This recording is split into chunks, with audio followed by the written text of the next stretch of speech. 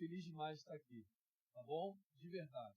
Claro, sou o pregador mais nato, disparado, não podia faltar.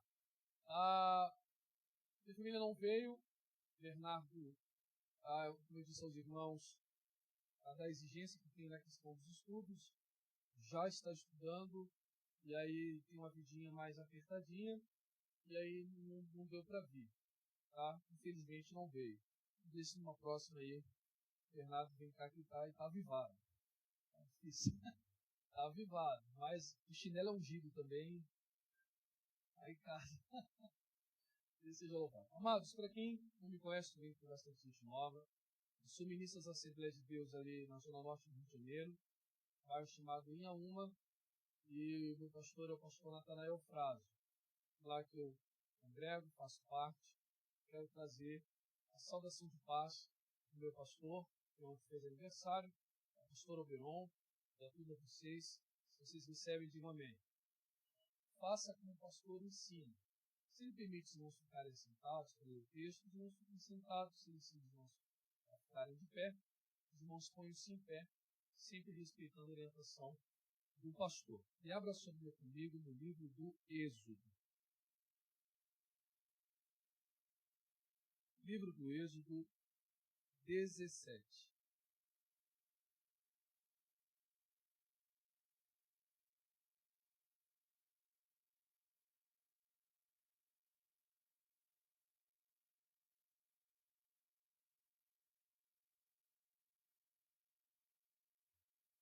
Êxodo 17.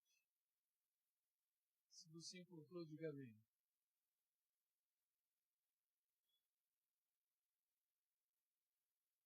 Você abrir Êxodo e eu abri em Levítico.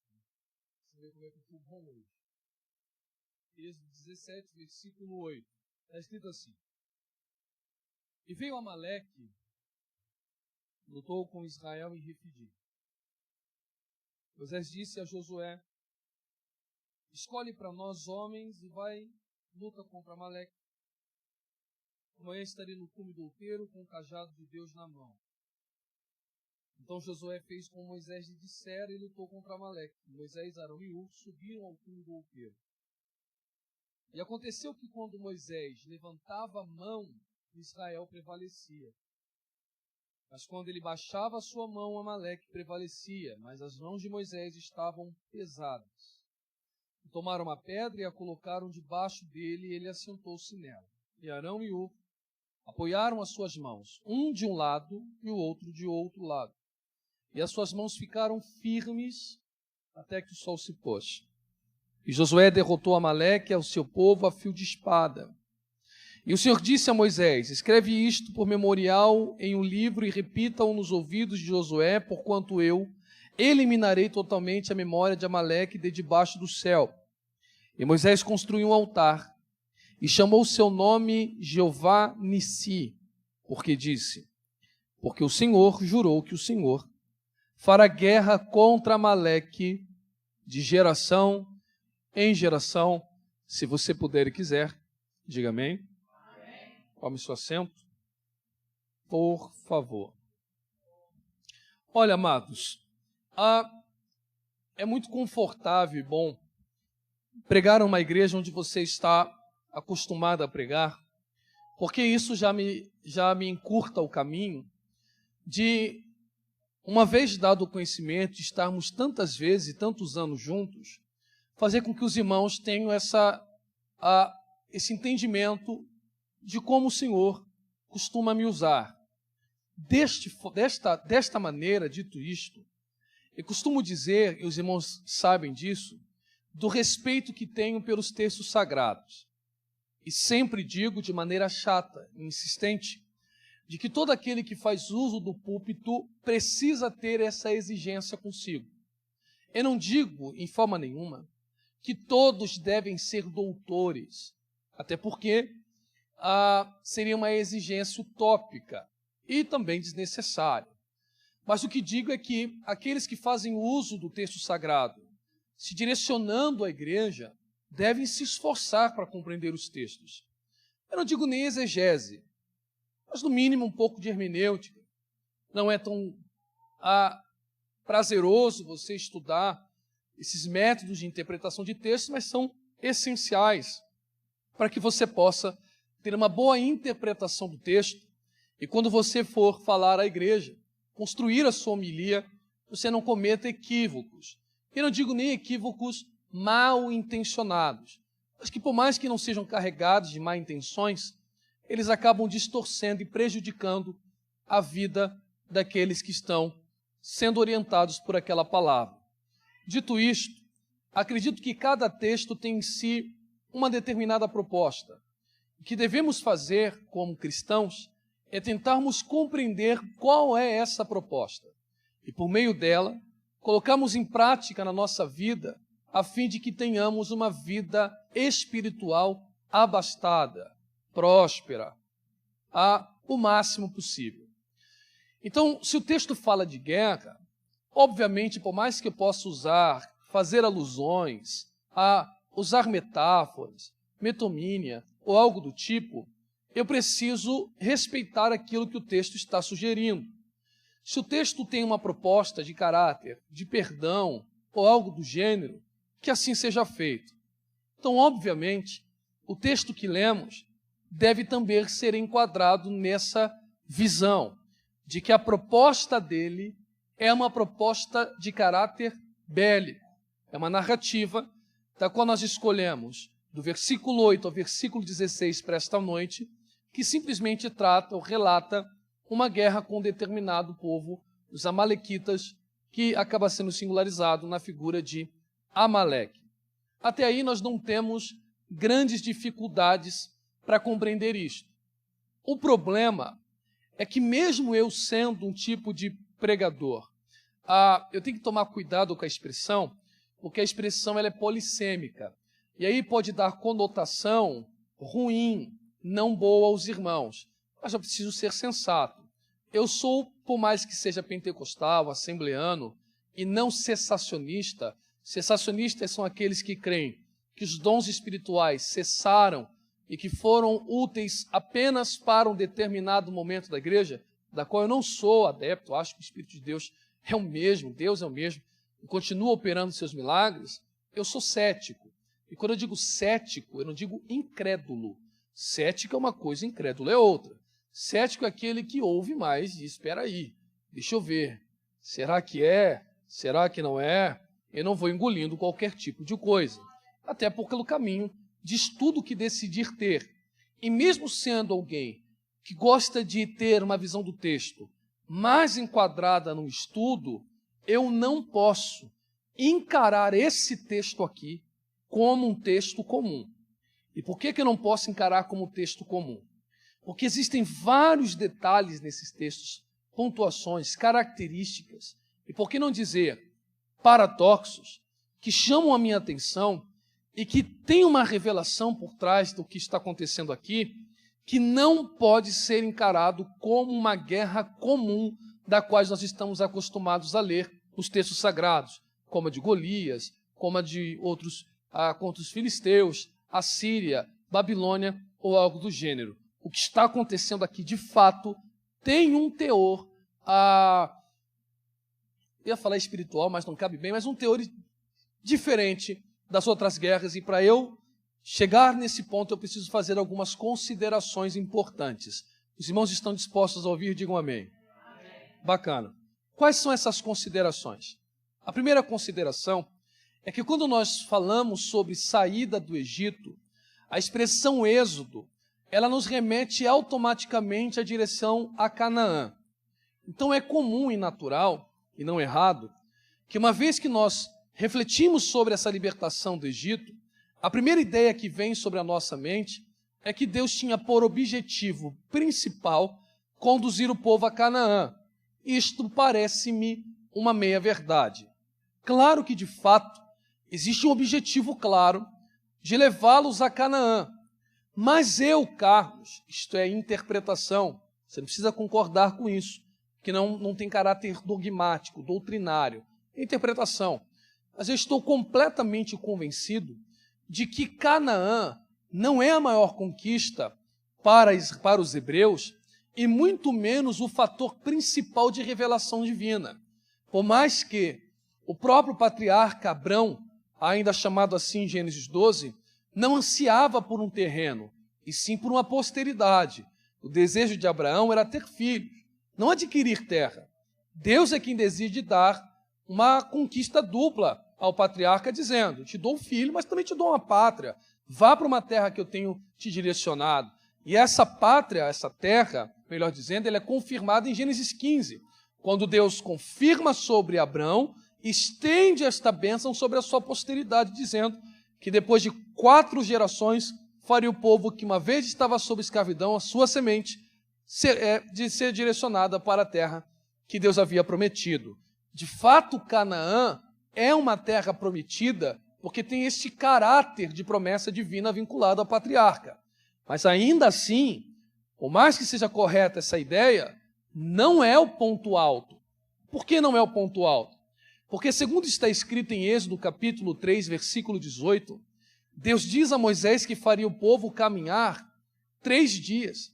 E nesta caminhada de 3 dias, faria o povo celebrar a ele alguma coisa. Nessa caminhada de 3 dias, nessa marcha de 3 dias, é exatamente onde eles chegariam no Sinai, ok? Só que essa caminhada, ao invés de 3 dias, passa a ser uma caminhada de 50 dias. Existe um outro fator que não nos cabe aqui meditar, mas essa caminhada seria chegada no Sinai. E aí sim, o Sinai é o fator mais importante para os hebreus do que propriamente dito Canaã. E por que você diz isto? Os irmãos já se lembram, porque já utilizei algumas vezes, e para pregar 2, Deuteronômio capítulo 8 aqui na EDPEC. Se os irmãos estão recordados, naquele texto, o próprio Deus dá testemunho da qualidade de Canaã. Não são mais os espias. É Deus quem está garantindo que é Canaã. O que Deus diz? Terra de outeiro, videiras, oliveiras, figueiras, rios, vales, montanhas, onde vocês cavarão os cobres, construirão casas e ninguém terá escassez de pão. Deus deixa muito claro que a terra é tão boa que proveria aos seus habitantes, no caso dos hebreus, alimento suficiente da qual Deus está garantindo. É impossível alguém passar fome lá. A terra é tão boa que vocês construirão casas. No próprio monte vocês cavarão o cobre. Deus está dizendo que a terra é boa em si. Só que quando lemos 2 livros, estes, Josué, a conquista de Canaã, e Juízes, a colonização pós-conquista, os irmãos perceberão que nesse espaço de mais de 100 anos de história, segundo nos relata o capítulo 6, sobre a história de Gideão, 7 anos, um dos cativeiros, o período mais curto de opressão que Israel vive, eles são levados ao ápice da miséria. Miséria. Ao ponto que, provavelmente, segundo alguns, não dá para garantir, Ruth, Noemi, Elimeleque e os seus filhos lá estavam dentro desse contexto. Se a terra é boa em si, qual é o caráter de miséria? Então, não é Canaã que faz os hebreus prosperarem. Por mais que a terra tenha tudo, o livro de Juízes deixa claro que por mais eles tendo uma terra com tudo, as coisas não estão indo bem. Então, Juízes tem um caráter duplo de nos revelar o perigo de nós não tememos a Deus, mas temos medo. E medo de encararmos as nossas próprias consequências das nossas próprias decisões. O que fica claro é que se nós não somos orientados pela sua palavra, independe de onde você mora, se você mora na favela mais pobre do Rio, ou você mora no bairro mais rico do planeta, a sua vida só terá sucesso se você pautá-la na palavra de Deus. Deuteronômio 8, Deus deixa muito claro, a terra que eu coloco vocês é boa, mas vocês precisam aprender que nem só de pão viverá o homem, mas de toda a palavra que sai da boca de Deus viverá. Tendo dito isto, o Sinai é o balizador. É no Sinai que temos esta revelação máxima, no Antigo Testamento. Porque ao chegar no Sinai, nós temos uma festa popularmente conhecida, da qual a Assembleia de Deus carrega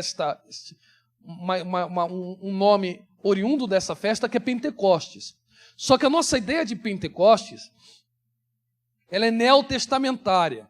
Qual é a nossa ideia de Pentecostes? Ato 1, versículo 8. Mas recebereis a virtude do Espírito Santo. A palavra virtude no grego ali é dínamos. Dínamos no grego é poder real ou poder em ação.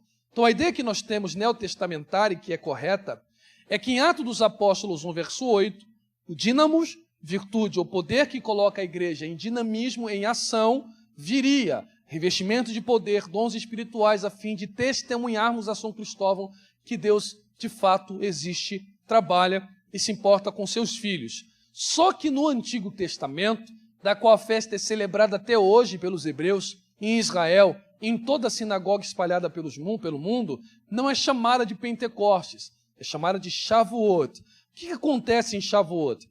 Eles não celebram em Shavuot, o Pentecostes do Antigo Testamento, a descida do Espírito Santo. Eles celebram o recebimento dos 10 mandamentos. Só que os 10 mandamentos é o símbolo dos 613 preceitos. Então existe um rabino famosíssimo no judaísmo, que, claro, já morreu há centenas de anos, chamado de Maimônides. Maimônides escreve um livro chamado Mishneh Torah, onde ele está catalogando todos os mandamentos. Então ele teve o trabalho, o cuidado de pegar todos os textos bíblicos em que há uma ordem expressa divina. E nessas ordens são caracterizadas 613 ordenanças, da qual nós chamamos de mandamentos. São divididas em 2 grupos. 248 dessas ordenanças, ele percebe que são positivas. São ordenanças em que há uma permissão de execução de algo. E 365 dessas ordens são ordens de caráter negativo, em que Deus proíbe uma realização. Então, o que está acontecendo no Sinai é que eles estão celebrando uma grande realização, que é o recebimento desses mandamentos, que será o balizador deles para o resto da história e que mudará a história do mundo. Principalmente isso no Antigo Testamento. Só que a ideia que nós temos de mandamento, ela vem da palavra hebraica mitzvah. Mitzvah significa preceito. Só que a palavra mitzvah, ela vem de um radical do hebraico chamado de tsavá, que significa comandar ou orientar alguém. Presta atenção. A palavra mandamento na Bíblia, mitzvah, pode ser um emprego usado para uma ordem divina ou uma ordem humana. Só que na Bíblia costuma-se direcionar essa palavra a Deus. Então o que acontece no Antigo Testamento? No Novo nós estamos na graça.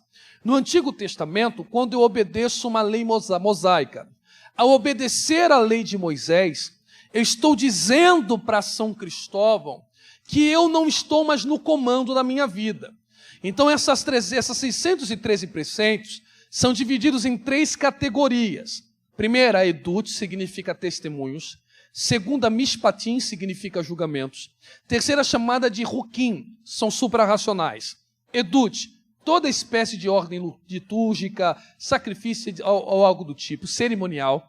A segunda, mishpatim, literalmente julgamentos de caráter civil, por exemplo, honra teu pai e tua mãe, não coloca o tropeço ao cego, ame teu próximo como a ti mesmo, não matarás, não roubarás, etc. E a terceira, rukim, suprarracional, não dá para entender por que Deus manda aquilo. Te dou um exemplo, não misture lã com linho, não misture carne com leite, por isso que na casa judaica você tem sempre 2 pias, para você nunca misturar alimento de leite com carne. Então o judeu nunca vai comer um cheeseburger, por exemplo. Não pode ter carne e leite misturada. Dá para explicar isso? Não dá para explicar isso. Mas quando eles praticam esses mandamentos, o que eles estão dizendo para São Cristóvão? Eu não preciso entender para servir. Eu entendo que aquele que me manda servir que é o melhor para a minha vida. E quando eles se sujeitam a esta ordenança, eles estão dizendo, eu não me comando mais, mas eu estou debaixo de uma orientação e um comando divino.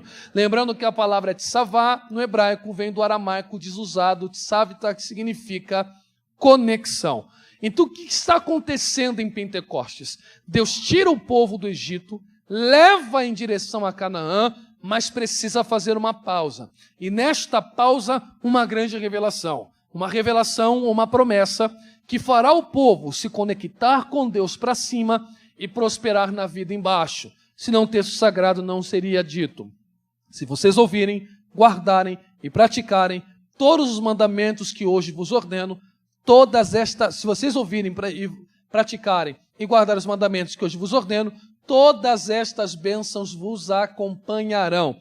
Então, os mandamentos é que fazem Canaã ser boa e não a terra ser boa em si. Então, no Antigo Testamento, obedecer a Deus é se conectar com Ele e ter direito de receber as suas maiores bênçãos. Então, Israel está sendo levado para receber esta revelação. Qual é o problema? É que do Egito, pastor Alberon, até o Sinai, nós temos 2 guerras. Quantas guerras, irmãos? 2 guerras. Na primeira guerra é contra o Egito. Nesta guerra, irmãos, os hebreus não irão guerrear. Quem guerreia é Deus. Então é Deus que vai espancar o Egito por meio das suas pragas. E tem um fator extraordinário. Por que é que Deus usa o cajado de Moisés? Quem quer saber por que Deus usa o cajado, diga amém. Poderia usar as mãos de Moisés, mas usa o cajado. Quando o pastor Alberon me convidar de novo, eu explico para os irmãos. Claro, não sou bobo. Mas tem uma importância o cajado, um símbolo importantíssimo ali. Então, ali Deus está batendo no Egito. Qual é a participação dos hebreus? A participação dos hebreus é matar o cordeiro, pegar o cordeiro, o sangue, passar no umbral da porta, e eu já expliquei para os irmãos de engolir o cordeiro. O importante que os irmãos notem aqui é que na Bíblia Sagrada, pastor Marcos, Egito sempre é descida e Jerusalém sempre é subida. Então, quem colocou o cordeiro para dentro, não desce mais. Opa! Colocou o cordeiro para dentro, você é convidado a tomar o caminho de subida. Nesse caminho de subida, você recebe uma grande revelação, que te conecta para cima e te faz prosperar para baixo. Perfeito. Então, quando o povo sai do Egito, temos a segunda guerra. E essa segunda guerra é contra Amaleque. Essa guerra contra Amaleque é a guerra que antecede o Sinai. Então, antes do Sinai, existe um ataque. Vou repetir. Antes de uma grande promessa, existe um ataque. Quem é que está atacando? Amaleque.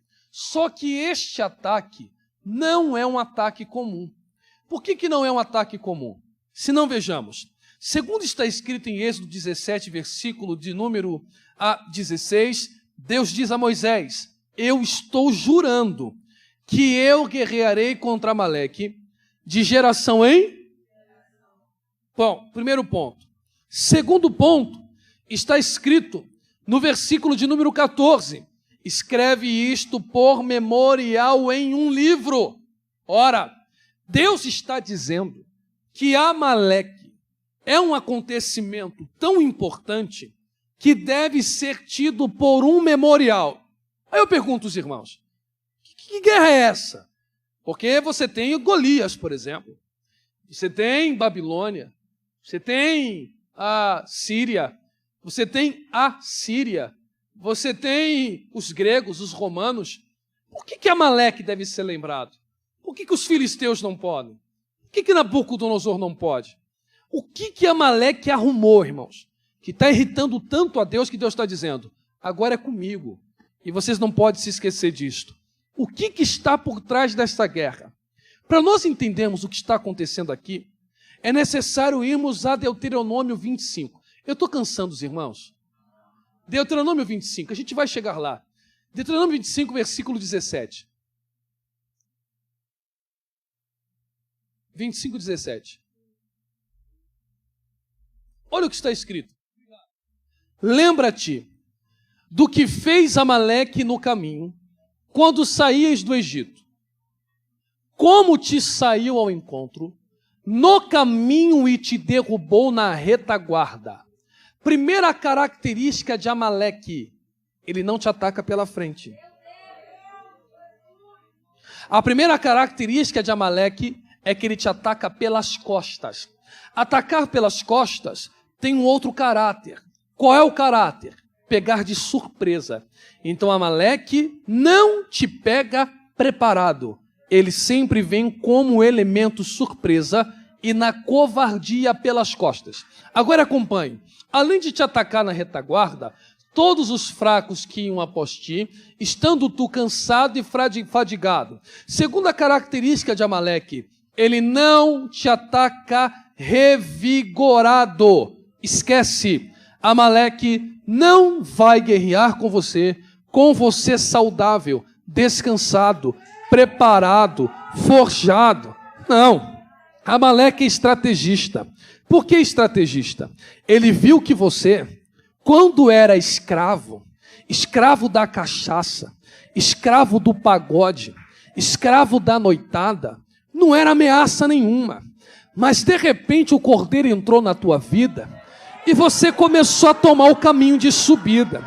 Então Amaleque percebe, sabe, que por mais que nós amemos a Deus, o caminho uma hora vai cansar a gente. E ele vai esperar o momento do teu cansaço, da sua fadiga e da sua fraqueza. E aí diz o texto, e não temeu a Deus. Será, pois, que quando o Senhor teu Deus te tiver dado repouso de todos os teus inimigos em redor, na terra que o Senhor teu Deus te dará por herança, para possuí-la, então apagarás a memória de Amaleque de debaixo do céu. Não te esqueça. Ora, então Amaleque é alguém que te ataca pelas costas quando você está cansado, fadigado e fraco, sempre como elemento surpresa. Eu sei que isto não acontece na ADPEC. Igreja que ama a palavra de Deus não é uma igreja que delira com expressões gospel que não tem cabimento bíblico. Então eu estou cansado de ouvir, na igreja que congrego, porque lá tem muita gente gospel, pastor, não é? Minha igreja não é tão saudável quanto a de vocês. E alguns membros dizem assim, esse ano eu vou ficar quietinho. Eu não vou cantar. Aqui nunca acontece isso. Eu não vou pregar, sabe? É muito ataque. Você tá delirando tanto que você está achando que o diabo ataca só quem prega, quem canta. Irmão, sua cabeça está de grego. Esquece isto. O diabo não ataca só quem canta, quem prega. O diabo ataca quem tem cordeiro dentro e quem está tomando o caminho de subida. Você está no caminho de subida, você vai ser atacado, santo. Só que a nossa luta não é física, é metafísica. Não é contra a carne nem contra o sangue. Tem cordeiro dentro, vai ser atacado. Porque, pastor Alberon, nesse texto aqui, de Êxodo, os hebreus não procuraram a guerra. Amaleque veio guerrear de graça. Os hebreus só queriam chegar na revelação divina. O papo dos hebreus é, eu quero chegar onde Deus mandou para sacrificar e receber o que é meu. Eu só quero chegar onde Deus quer que eu chegue e não quero confusão. Mas Amaleque caça confusão, esperando você cansar, fraquejar e fadigar para te atacar pelas costas. Só que o texto tem alguns paradoxos. Nesses paradoxos, eu vou apresentar aos irmãos. Qual o paradoxo? Olha o versículo 19. Na última parte. Apagarás a memória. Apagarás o quê? Apagarás o quê? Êxodo 17, versículo 14. Escreve isto para a memória.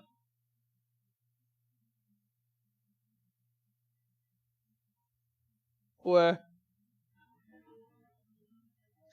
Versículo 16. Outro paradoxo. Porquanto jurou o Senhor, Deus mente? Deus mente? Deus nos livre disso. Haverá guerra do Senhor contra Amaleque de geração em geração. Como é que eu guerreio contra alguém que Deus apagará, segundo Deuteronômio 25 que nós lemos? Como é que eu guerreio de geração em geração contra alguém que morreu? Aí que está o negócio. E por isso que diz que o texto não é comum. E mais uma vez utilizarei uma expressão polissêmica. Polissêmica é uma palavra que tem vários sentidos. Quando eu falo a palavra espírito, ela pode ter conotação de espírito, como as pessoas usam comumente no meio neopentecostal, o espírito desencarnado que eles falam, né, que tem chifre. Eu vi o chifre e o tridente, a cauda, ok? E existe a expressão espírito de intenção. Fulano tem um espírito forte, ok? Então, eu vou usar a expressão no seu sentido, né? No sentido de intento. Amaleque não é só uma pessoa. Amaleque é um espírito que não morre. Eu digo espírito não de chifre, de diabo que te puxa o teu pé, porque tem gente que não dorme com o pé descoberto. Aqui não. Aqui não, cobre tá a cabeça e deixou o nariz de fora, com medo do diabo, como se o diabo não pudesse puxar. Entrou debaixo da coberta, perdi a batalha. Ele tem medo, não tem? Aí escuta, então, espírito de intenção. O que Deus está dizendo é, Amaleque morreu, mas as intenções, o método de Amaleque sobrevive. E por isso vocês não podem se esquecer dele, porque ele se veio em 2020, ele volta em 2021. Se você vencer em 2021, ele volta em 2022. E a gente precisa guerrear contra Amaleque o tempo inteiro. Quem é Amaleque? A palavra nome em hebraico vem da expressão Shem. Shem se escreve S-H-E-M.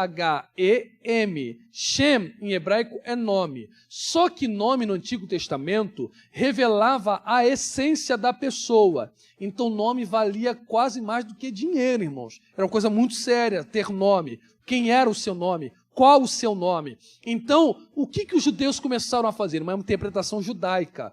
Eles começaram a pegar o nome de Amaleque, e as iniciais do nome de Amaleque, as letras do nome de Amaleque, que são 4 em hebraico, que a primeira é um Ain, a segunda é um Mem, a terceira é um Lamed e a quarta é um Kof. Eu vou explicar para os irmãos. Os irmãos não têm obrigação de conhecer hebraico. A minha obrigação é utilizá-lo quando necessário. Então eu vou explicar para os irmãos. O Ain de Amaleque, ele pode ser da expressão Ikar, principal. A letra Mem, que tem som de M no nosso português, da expressão megamator, objetivo é. A terceira letra, Lamed, que é um L no nosso português, da expressão lerachnis, que significa introduzir. E a quarta letra é um Kof, da expressão kerirut, que significa frieza. Quem é Amaleque? Amaleque é um gerador de frieza. Vou repetir para você.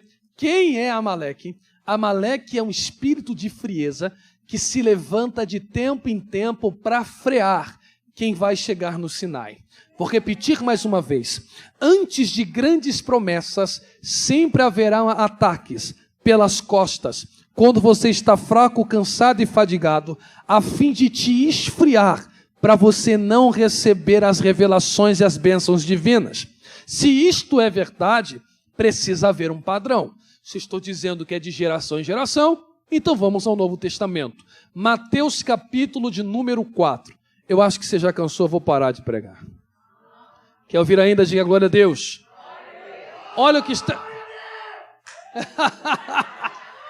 Olha o que está escrito. Mateus capítulo 4, versículo de número 1.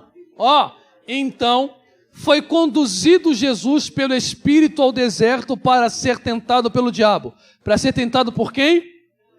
Continue o versículo. E tendo jejuado 40 dias e 40 noites, depois teve o que, irmãos? Amados, mais uma vez, irmãos, não precisam ter obrigação de conhecer grego. Mas a expressão teve fome, não é fome como sentimos pós-culto, ok? Principalmente os pentecostais. Não é esse tipo de fome, a gente sente muita fome, crente sente muita fome. Mas essa fome aqui é uma fome de como necessitado, ok? Então Jesus está faminto. Preste atenção, que eu vou dizer com muito cuidado. A palavra corpo, no grego, no Novo Testamento, ela pode ser soma, corpo, e ela pode ser sarx. Só que sarx, utilizada pelo apóstolo Paulo, não é corpo, é carne, no sentido de carnalidade. Eu estou dizendo do soma, do corpo, a estrutura física de Cristo, não sarx, só a carnalidade, porque Cristo não é carnal. Ele é corpóreo e não é carnal. Então, o corpo de Cristo está fraco, porque ele está com muita fome. Olha o versículo 3. E chegando-se a ele o tentador. Quem chega? Só chega depois que ele está fraco. Então ele não pega Jesus no 10º dia, no 15º, no 20º. Ele diz, eu vou esperar você cansar. Uma hora vai dar fadiga. Uma hora o braço cansa. Uma hora o joelho trava. E é nessa hora que eu vou te atacar pelas costas. Qual é o ataque que gera frieza? É igualzinho com a gente. Olha o que diz o texto. Se tu és o Filho de Deus, se tu és uma condicional, manda que essas pedras transformem-se em pães. Pronto. O que ele está dizendo para Cristo?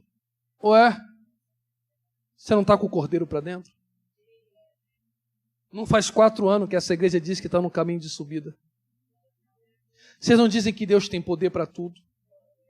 Vocês não dizem que Deus é poderoso? Então por que a pandemia tirou teu emprego? Então por que você está endividado? Por que tirou o filho do colégio pago? Por que você devolveu o carro? Lembrando que o tentador, irmão, aqui nesse texto, provavelmente não aparece de forma física, porque o diabo é espírito, não tem corpo, irmão. É igualzinho você vê na mente. Ele viu que você fraquejou, ele já vem te setando. Ué? Se tu é filho de Deus, era para você estar bem empregado. Se tu é filho de Deus, não era para estar passando necessidade. Se tu é filho de Deus, era para estar com roupa boa. Se o filho do ímpio tem, por que você não tem? Aí começa a dar crise de Asaf. Se o ímpio vai, você não vai. Quando você estava no mundo era melhor, você tinha mais dinheiro, tinha mais condição. Agora, se Deus é verdadeiro mesmo, se eu fosse você, eu fazia uma prova, igualzinho Eva, ó. Se eu fosse você, eu orava para a pedra virar pão. Aí Jesus disse, você pegou o camarada errado. Eu estou fraco no físico, mas sempre forte na alma. E qual é a resposta que Cristo dá para ele?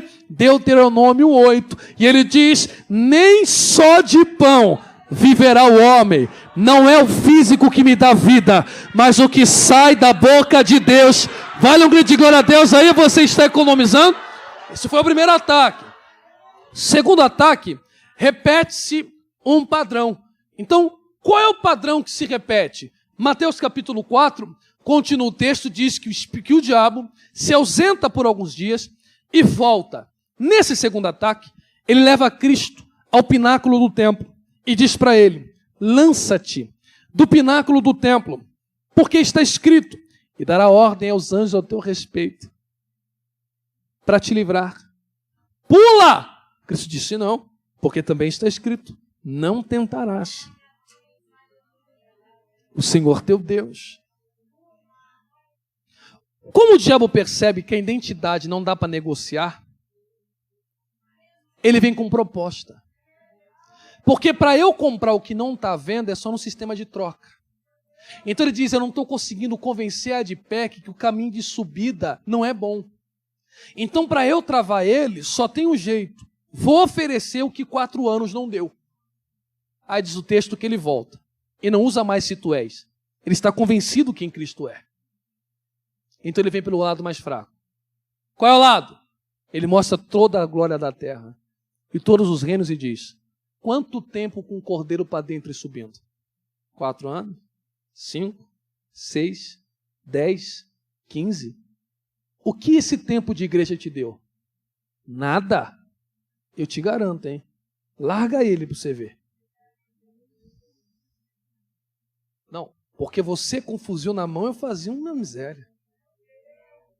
Porque você como passista seria diferente. Com o corpo que você tem, digital influencer, mais de 1 milhão de seguidor fácil. Vem na minha mão que eu te dou toda a glória. E tudo que esse caminho de subida não te deu. Aí Cristo diz, eu te repreendo, Satanás. Porque somente ao Senhor teu Deus se prostrará. Somente a Ele prestará culto. O que Cristo está dizendo é isso aqui, pastor Marcos. É melhor estar fraco no deserto, mas subindo, olha aí, ó, do que estar com muito com o diabo e descendo. Só que diz o texto, versículo 11. Então o diabo deixou e eis que chegaram os anjos e o serviram. Versículo 12. Jesus, porém, ouvindo... versículo 11, perdão. Então o diabo deixou e eis que chegaram quem? E fizeram o quê? Por que o Espírito que conduziu não levou Cristo para ser alimentado? Porque depois do ataque, já tinha uma mesa. Eu vou repetir porque só 3 pegaram. Depois de todo o ataque pelas costas, abra o teu olho, porque já tem mesa preparada no teu deserto para você sentar. Você está entendendo o que eu estou dizendo? Então o que Cristo está dizendo? O que Deus está dizendo? Olha, Nós ainda estamos no começo do ano, sim ou não? E a igreja está no seu 4º aniversário, seu tempo de existência. Então Deus diz assim, olha, eu sei que a ADPEC tem seus sonhos, e que vocês continuem sonhando de ampliar o templo, de ganhar mais almas, de ter uma boa assistência social, de vocês, sabem, revolucionarem São Cristóvão, o índice de criminalidade baixar, dessa igreja ser referência, não só no bairro, mas no estado do Rio de Janeiro, está entendendo? De ter uma salinha de crianças dividida por classe, de ter estrutura, sonhe mesmo, de você querer seu carro, um bom emprego, faculdade aos filhos. Isto não é pecado, mas Deus diz, não se esqueça que Amaleque vai tentar te atrapalhar, e uma hora ele vai tentar vir pelas costas, para te esfriar e dizer, baixa a guarda, larga ele, que eu te dou o que ele não tem, e é nessa hora que você vai ter que agir. Como é que eu vou agir contra Amaleque? Êxodo, capítulo de número 17, nós vamos mergulhar agora, Êxodo 17, olha o que está escrito, em Êxodo capítulo de número 17, Êxodo 17 diz assim, versículo de número 12, 17 e 12, porém as mãos de Moisés eram pesadas, eram o quê? Isso é um risco, por que risco? Versículo 11, e acontecia que quando Moisés levantava a sua mão, Israel, versículo 13, e assim Josué desfez Amaleque. Isso é paradoxal. Se diz o texto que a mão de Moisés fazia Israel prevalecer quando erguida, mas quando caía Israel perdia, por que o versículo 13 diz que Josué venceu a fio de espada? Como é que a guerra está sendo vencida? É com espadachim ou com mão erguida? Porque uma hora diz que a mão está erguida, o povo vence. Aí parece que o fio da espada fica cego. Mas quando Moisés ergue a mão, a espada afia. E Josué vence a batalha. Então é um casamento de mão erguida no outeiro e ação na... Mas a minha obrigação é deixar claro. E agora a gente mergulha depois desse rolê todo. Mergulha como? Eu vou ser claro. Bem claro. Faz esse teste. Eu tenho dito isso quando tem mediado esse texto. Quando chegar em casa, liga no canal de reportagem. Você verá que a notícia é a mesma. Desgraça, desgraça, desgraça, desgraça, desgraça, desgraça, desgraça, caos econômico, caos na saúde, é só caos, só caos, só caos. Tem uma notícia de melhoria, nem quando está dando certo, porque notícia boa não dá sucesso. Não vai dar certo, não sei o que lá, e as pessoas estão ficando o quê? Ansiosas, síndrome do pânico, desespero, não vai entregar currículo, não vou pagar a conta, e não sei o que lá. Está empregado, mas já está desesperado de tanta informação ruim. Então, as pessoas já estão baixando a guarda. Eu não vou espiritualizar a pandemia, porque não foi a mim revelado nada do tipo e não tem um texto bíblico para tal. O que eu posso dizer é que o diabo se utiliza do cansaço, fraqueza e fadiga. E é nesse momento, no caminho de subida, que a pandemia veio, te tirando as coisas, que ele te ataca para você baixar a guarda. Só que quem não serve a Deus acha que a ADPEC vai vencer só a fio de espada, só no currículo, só no diploma, só entregando, só batendo na porta. Eles estão enganados. Nós também agimos. Nós não somos mortos, não somos loucos. A fé sem obra é uma fé? Nós temos que agir. Só que eles se esqueceram que a igreja não vive no fio de espada. O que afia a nossa espada é subir no cume do outeiro e erguer as mãos. Opa, alguém está entendendo? Está compreendendo? Então me ajude a pregar em nome de Jesus. Coloque a mão no ombro da pessoa que está ao seu lado. Você foi medido da tua febre, você passou álcool, fique em paz. Coloque a mão no ombro dessa pessoa, sacode esse crente e diga para ele: eu não acredito que você vai deixar Amaleque baixar a tua mão nesse momento de guerra. Eu não acredito que você vai deixar esse ataque pelas costas parar a tua adoração. Olha isso aí. Eu não acredito que você vai deixar Amaleque te frear. Aproveita que você está no cume do outeiro para erguer a sua mão aqui, Carlos. E o que vai acontecer? Jesus disse no Novo Testamento: quando orares ao Pai, entra no teu quarto, fecha a tua porta, erga a tua mão e clama, porque o Pai que te ouve em secreto vai afiar a tua espada e vai te abençoar. Só que recebe isto, 1 minuto de glória, erga a tua mão, 1 minuto de... Eu espero você guerrear. Deixa eu ver quem trouxe espada. Meu Deus, do meu lado direito alguém trouxe espada. Pastor Alberon, espírito de frieza, se vence de joelho dobrado e de mão erguida. Aonde estão os guerreiros esta noite que não vão permitir Amaleque te vencer? As armas das nossas milícias não são carnais, mas poderosas em Deus. 1 minuto de glória. Abra a boca, abra a boca, abra a boca, abra a boca, erga a mão, afia a tua espada, porque se por um caminho teu inimigo vem, por 7 ele fugirá de ti.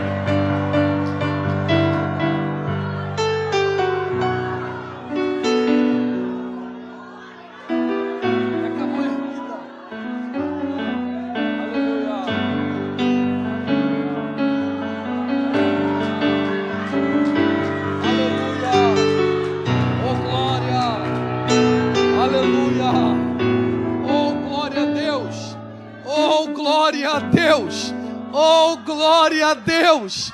Oh, glórias a Deus! Oh, glória a Deus! Amados, eu não tenho nem idade para ser saudosista, mas eu preciso me recordar de coisas importantes. E dessas coisas importantes, claro que a Assembleia de Deus evoluiu, graças a Deus, irmão. Porque aquilo lá, olha, tinha coisa que era... delírio, loucura, doutrina de homem assim, das mais esquisitas que existiam. E não vem intitular de bom costume, porque tem coisa que realmente era ridícula. Não poder ter informação. Celular é muito pior do que TV, sim ou não? Ô irmão, pelo amor de Deus, ok? Não podia nem bateria na igreja.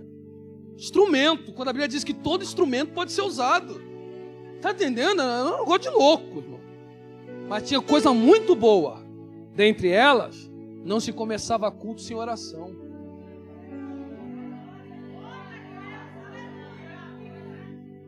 Vigília, você podia ter certeza que era 1 hora, 2 horas de oração antes da vigília. E oração o tempo inteiro. Monte, se subia para bater foto, irmão. Não, isso aí é passeio na mata. Monte a gente orava antes de subir. Não se subia de barriga cheia.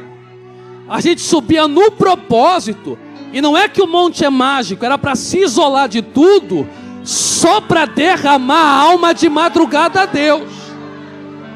E essa igreja, a Assembleia de Deus, ela cresceu, foi assim, irmão. Não foi com teólogo, com quem fala bonito, não. Foi com um povo, irmão, matuto, mas que quando dobrava o joelho, erguia a mão.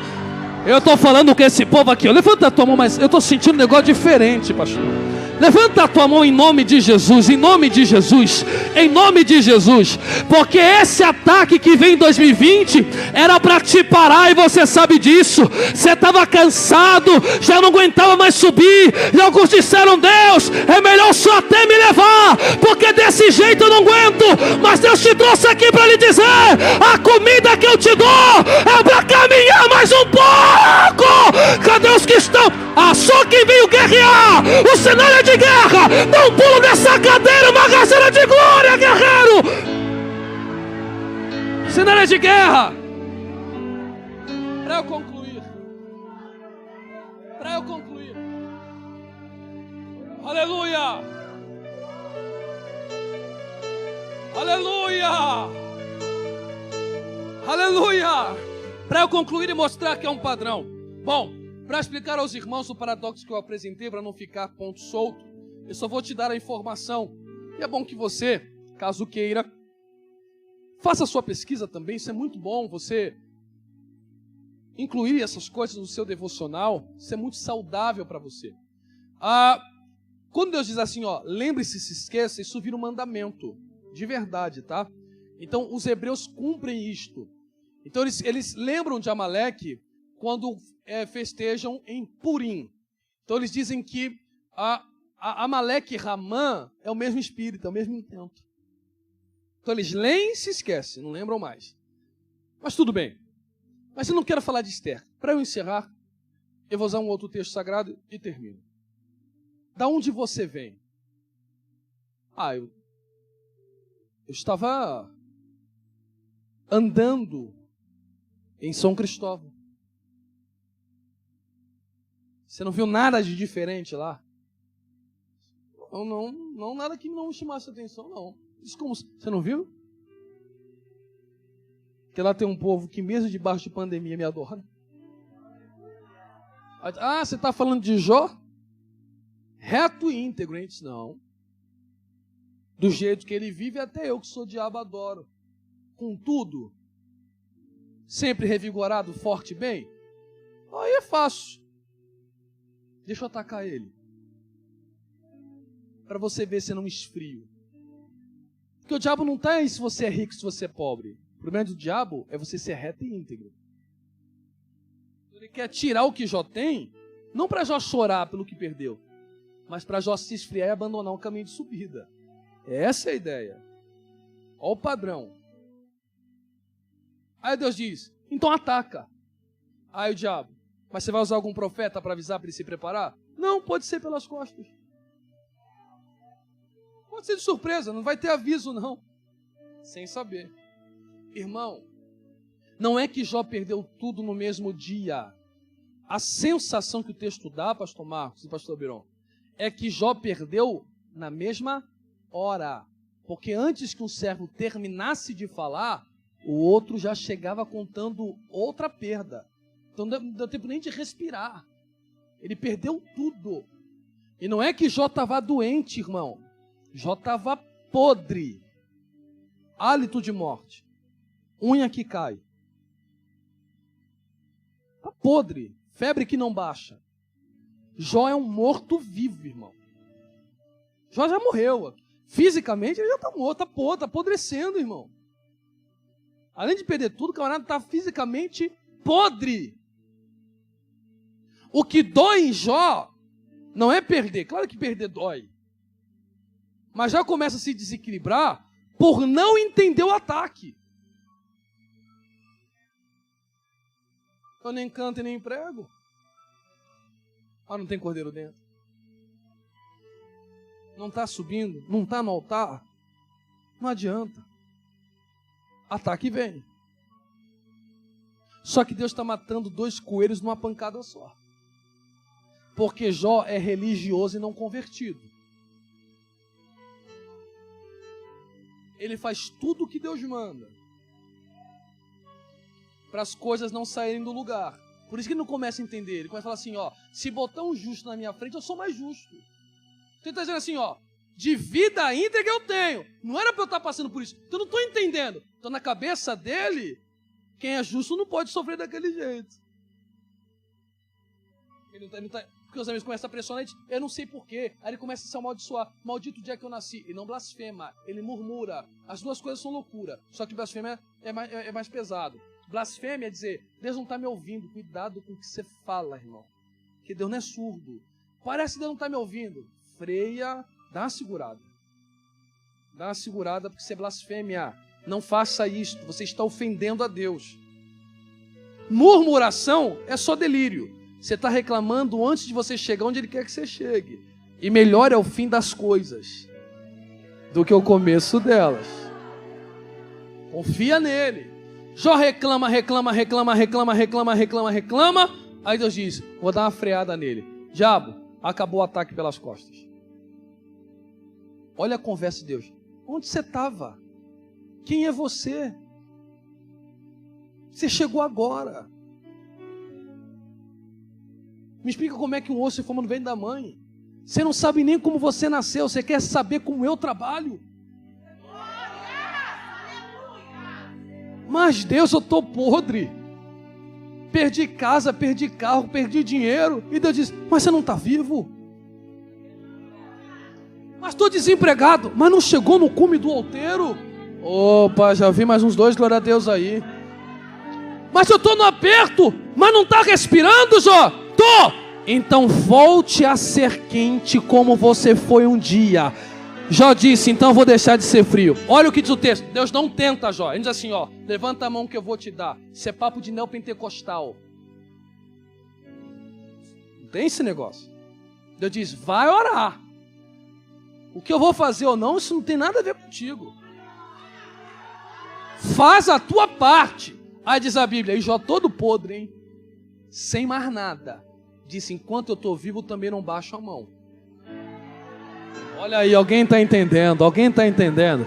Se o diabo pensou que você entrar aqui de cabeça baixa, se rastejando dizendo perdi, ele se enganou. O altar responde ainda, tem resposta. Você vai erguer a mão.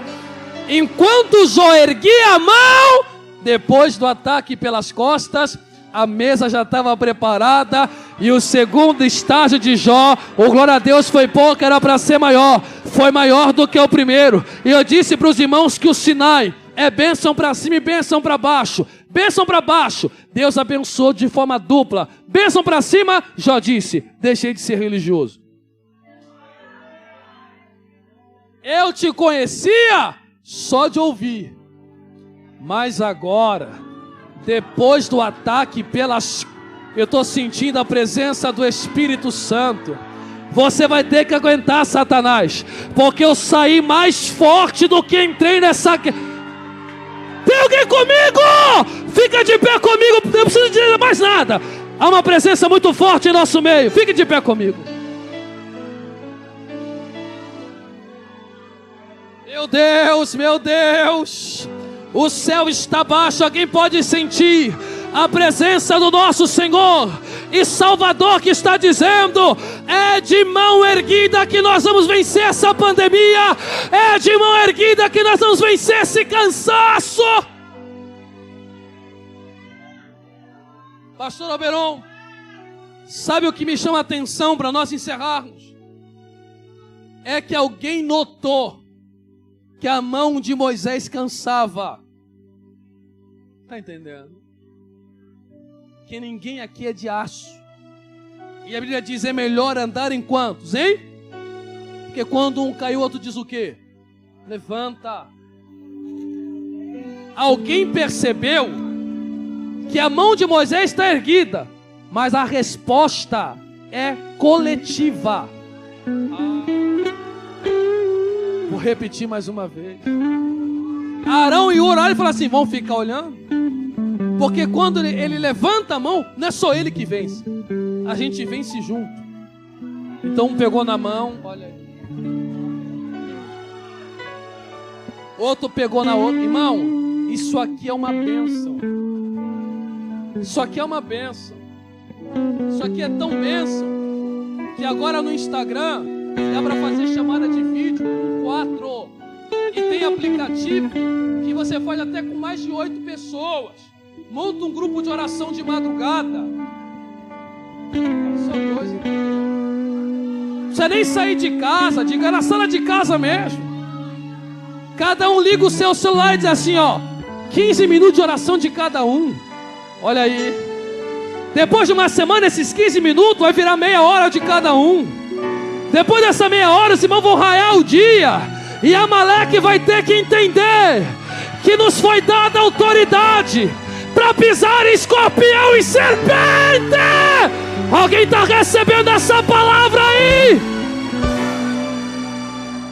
Vire a tua mão em direção à tua casa. Meu Deus. É hoje. É hoje. É hoje. Tem bênção de Deus chegando. Tem mesa preparada no deserto para você. Tem mesa preparada no deserto para tua família. Tem mesa preparada no deserto para sua casa. Tem mesa preparada no deserto para as tuas emoções. Tem mesa preparada no deserto para a tua prosperidade. Abre a tua boca agora. Se eu fosse você, eu gritava o nome da minha esposa, eu gritava o nome do marido, eu gritava o nome da casa, eu gritava o nome do bairro, eu gritava o sobrenome da família, eu gritava o nome do enteado, eu gritava o nome da nora, eu gritava o nome da sogra, eu gritava o nome do cunhado, eu gritava o nome do patrão, eu gritava o nome da tia, da sobrinha, eu gritava, porque diz a Bíblia, Jesus disse: Satanás, aparta-te daqui. O diabo partiu em retirada. Aonde estão aqueles que estão com a mão erguidas? 1 minuto de oração. Você aguenta orar? Faça barulho de oração. Barulho de oração. Barulho de oração. Barulho de oração. Ore. Ore agora com a mão erguida. É assim que a igreja vence. Não tem outro jeito, irmão. É debaixo da autoridade do nome de Jesus de Nazaré. Quantos